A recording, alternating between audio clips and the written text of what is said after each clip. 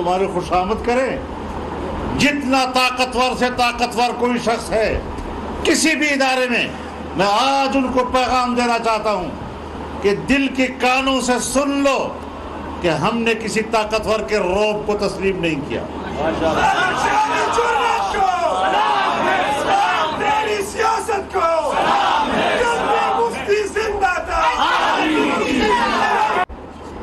یہ سارے لوگ ایک جگہ کے ہوئے اکٹھے ہیں، مذہبی لوگ، سیکولر لوگ، نیشنل پالیٹکس کرنے والے لوگ، قوم پرست لوگ، علاقائی، لیفٹ اور رائٹ، سینٹرلسٹ، سب اکٹھے کیوں ہو گئے ہیں؟ اس لیے کہ وہ ملک کو بچانا چاہتے ہیں.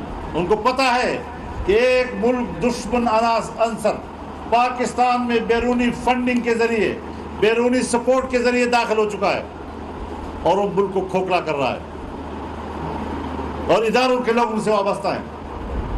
جب تک وہ ادارے کے اندر ہیں تب تک پتہ نہیں چلتا. جب وہ اپنی لباس اتار لیتے ہیں اور اپنے لباس میں ہوتے ہیں پھر ہمیں پتہ چلتا ہے کہ اسلام آباد پریس کلب کے سامنے کون لوگ اکٹھے ہو گئے، ان کے گھروں میں آنٹیاں رو رہی ہیں.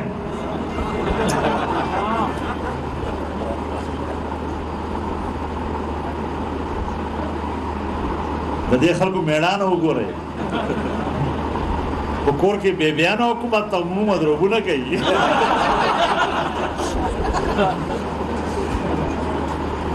دادا خزن ہو کران زمون حاکمان جوڑی گی، ایک پارٹی کی طرح لڑیں گے انشاءاللہ، ایک پارٹی کی طرح.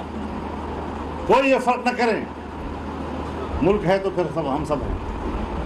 آج ہم نے نظریاتی طور پر ملک کو بچانا ہے، اس کی جغرافیے کو بچانا ہے. اور میں یہ بات کیوں کہہ رہا ہوں؟ ایسے خامخواہ سیاسی بات نہیں کر رہا. میں پہلے بھی جلسے میں کہہ چکا ہوں کہ اس نے کہا یا نہیں کہ پاکستان 3 ٹکڑے میں تقسیم ہو جاتا ہے. اس سے اس کے ایجنڈے کا پتہ چلتا ہے یا نہیں؟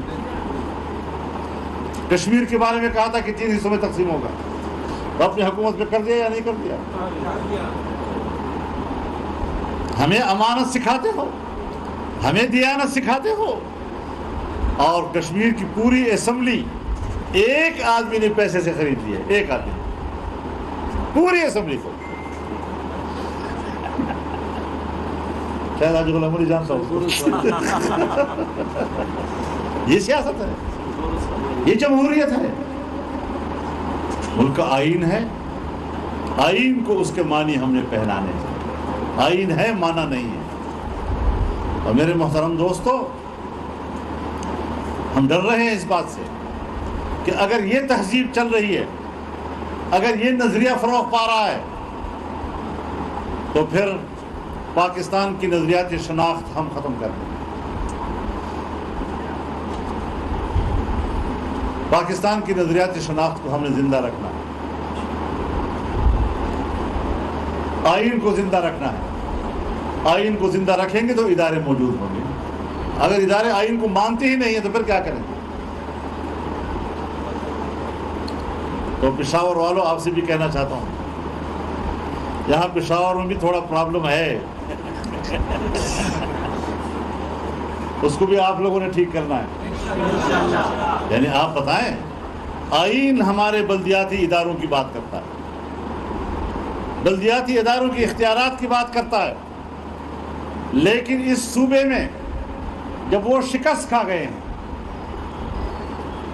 اور مجموعی طور پر حکومتی پارٹی اقلیت میں ہے،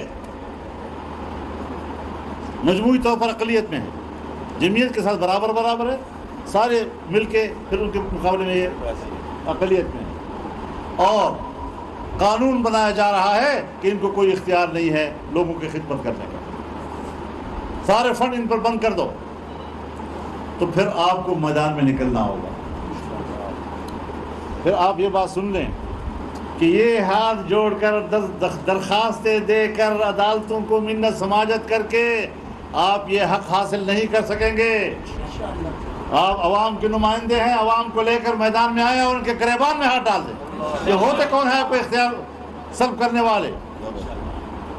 تو انشاءاللہ العزیز ہم نے یہ پگڑیاں اس لیے نہیں پہنی کہ سر جھکا کے چلنا، سر اٹھا کے چلنے کے لیے پہنی.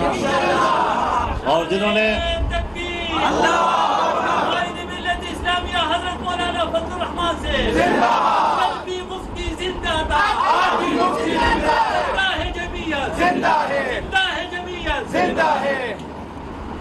میں ایک بات کہہ دینا چاہتا ہوں کہ جتنے معززین آج یہاں تشریف لائے ہیں، فخر اعظم صاحب ہیں، ہمارے باجوڑ کے معززین ہیں، جو پی ٹی آئی کی بھی وہاں باقاعدہ عہدیدار، صدر ضلع کے، ڈویژن کے، پورم ایجنسی کے وہ بھی آنے والے ہیں. یہ سب اب جمعیت میں آ رہے ہیں. اب یہ جو جمعیت کے جھنڈے والے ٹوپی پہنی ہے نا جی، تو یہ رسول اللہ کا جھنڈا ہے. اب اس کی لاج رکھنی ہے صلی اللہ علیہ وسلم، اب اس کی لاج رکھنی ہے انشاءاللہ، اور اس کا حق ادا کرنا ہے انشاءاللہ. تو اللہ تعالی ہمیں کامیابی سے سرفراز فرمائے. میرا جی چاہتا ہے کہ میں ان تمام مشران کے گھروں میں جا کر اجتماعات کروں، ان کے پاس جاؤں اور وہاں پر ان کے گھروں میں حاضری دوں. کچھ ہمارے حالات ایسے ہیں کہ میں شکر گزار ہوں ان کا کہ انہوں نے ہمارے اس مرکز میں اس پروگرام پر اکتفا کیا، لیکن آپ کا میرے اوپر قرض ہے. انشاءاللہ میں آپ کے گھر پہ بھی حاضر ہوں. بہت بہت شکریہ.